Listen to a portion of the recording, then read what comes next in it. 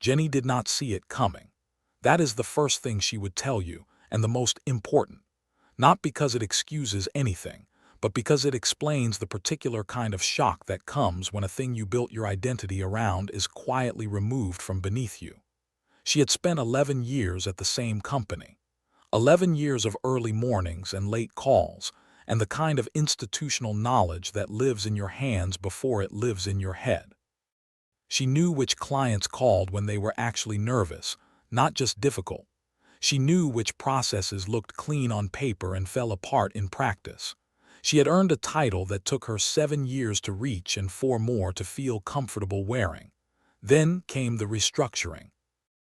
A word that means, we are changing the shape of things and your shape no longer fits. She was 41.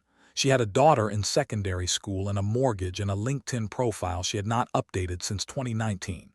The first 2 weeks felt like vacation. She told herself this was a gift, time to breathe, time to remember who she was outside of the role. She read books she had been meaning to read. She cooked proper meals. She told her husband things were fine, and for those 2 weeks she believed it. By week 3, the applications had begun. By week 5, she had a system.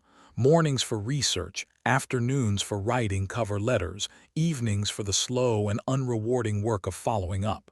She was methodical. She was disciplined. She had spent 11 years solving problems more complicated than finding a new job. What she had not counted on was silence. Not rejection, silence. Emails that vanished. Applications acknowledged by automated responses and then absorbed into some invisible process that produced no further signal. She applied to 19 positions in the first 30 days. She heard back from 3. She interviewed with 1. She did not get it. By day 40, something had shifted. Not dramatically. Not the way people describe breakdowns in films, with crying in the shower and a moment of cathartic realization. It was smaller than that and more corrosive. It was the Tuesday morning she spent 40 minutes trying to decide whether to get dressed.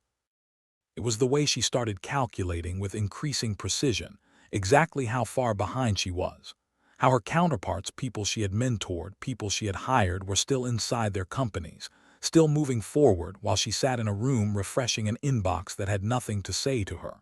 She applied to positions she would have considered beneath her 2 months earlier. She told herself this was pragmatism. On the worst days, it felt like surrender. She kept a small notebook on her desk. She had bought it to track applications, but somewhere around day 50 she began writing something different in it. Not affirmations, not goals, just observations, things she noticed, things she had forgotten about herself that the silence was, strangely, giving back to her. I am better with people than I have been allowing myself to be. I have been managing around broken systems for so long I forgot what good ones feel like. I do not actually want the version of success I have been chasing. She did not know what to do with these yet. She wrote them anyway. Day 68. An interview for a role she had applied to with low expectations, a smaller organization, a lateral move in title, a salary that would require adjustment. She prepared the way she always prepared, thoroughly, a little obsessively, building a mental map of everything they might ask. She did not get the offer, but 2 days later the hiring manager sent her a personal email, not a template. An actual email in which she said, "We went with someone with more specific sector experience, but I wanted to reach out because the way you talked about your work was unlike anything we heard from other candidates. You clearly understand people. Have you ever considered this kind of work from the other side?" Jenny read it 3 times. Then she opened her notebook. She had been looking for the same door she had walked through 11 years ago, just in a different building. That was the thing she wished she had understood on day 1. That a career interrupted is not simply a career paused. It is, if you let it be, a career examined. The 100 days had not been a waiting room. They had been an audit, slow, uncomfortable, and ultimately more honest than any performance review she had ever received. She spent the next 3 weeks having different conversations. Not applications, exactly. Conversations with people doing work she had quietly admired from a distance and never let herself move toward because the path to it wasn't obvious and the title wasn't the one she had trained herself to want. On day 94, she accepted a role she had not known existed on day 1. It was not the job she had been looking for. The salary was slightly lower, at least to start. The organization was smaller. There was no team to inherit, no legacy to manage. There was, instead, room to rebuild from what she actually knew rather than what she had been credentialed for. Room to use 11 years of watching broken systems break people and finally do something about it, rather than compensate for it. She does not call it a failure anymore. She has tried and found that the word doesn't quite fit what actually happened. What she would call it, if you asked her now, at her desk in an office that is hers in a way the last one never quite was, is a correction. A long, unheroic, occasionally humiliating correction. Here is what she wishes she had known before the first day. The silence is not evidence that you are wrong.